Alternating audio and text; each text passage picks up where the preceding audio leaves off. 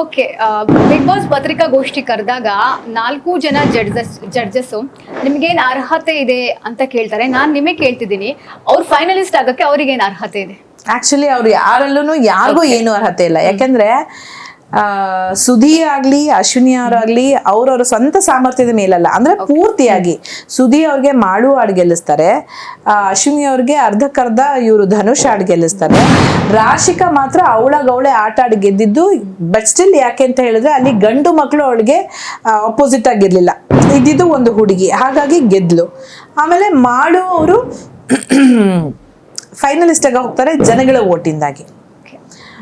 So ಹಾಗಾಗಿ ಅವ್ರುಗಳು ಯಾರು ನನ್ನ ಅರ್ಹತೆ ಏನು ಅಂತ ಕೇಳ್ಕೊಂಡಿಲ್ಲ. ಬಟ್ ಅದರಲ್ಲಿ ತಪ್ಪಿಲ್ಲ, ಯಾಕಂದ್ರೆ ಅದು ಅವರಿಗೆ ಬಿಗ್ ಬಾಸ್ ಕೊಟ್ಟಂತ ಟಾಸ್ಕ್.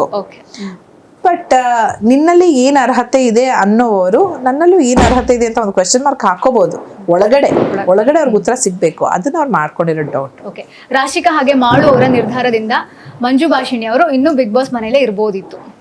ಮಂಜು ಭಾಷಿಣಿ ಆದ್ರೂ ಆಗಿರ್ಬೋದಾಗಿತ್ತು, ಅಶ್ವಿನಿ ಆದ್ರೂ ಆಗಿರ್ಬೋದಾಗಿತ್ತು. ಯಾಕಂತ ಹೇಳಿದ್ರೆ ಅದೇ ಹೇಳಿದ್ನಲ್ಲ, ಅವ್ರ ಸ್ಟ್ರೆಂತ್ ಬೇರೆ, ನನ್ನ ಸ್ಟ್ರೆಂತ್ ಬೇರೆ. ಆಮೇಲೆ ರಾಶಿಕಾ ಅವರ ನಿರ್ಧಾರದಿಂದ ಅವರು ಉಳಿಬೋದಾಗಿತ್ತು, ಜನಗಳ ನಿರ್ಧಾರದಿಂದನೂ ನಾವಿಬ್ರು ಉಳಿಬಹುದಾಗಿತ್ತು. ಸೊ ಹಲವಾರು ಕಾರಣಗಳಿದೆ ಅಲ್ಲಿ, ಉಳಿಸ್ಕೊಳ್ಳಿಲ್ಲ ಯಾರು, ಅದಷ್ಟೇ ಸತ್ಯ.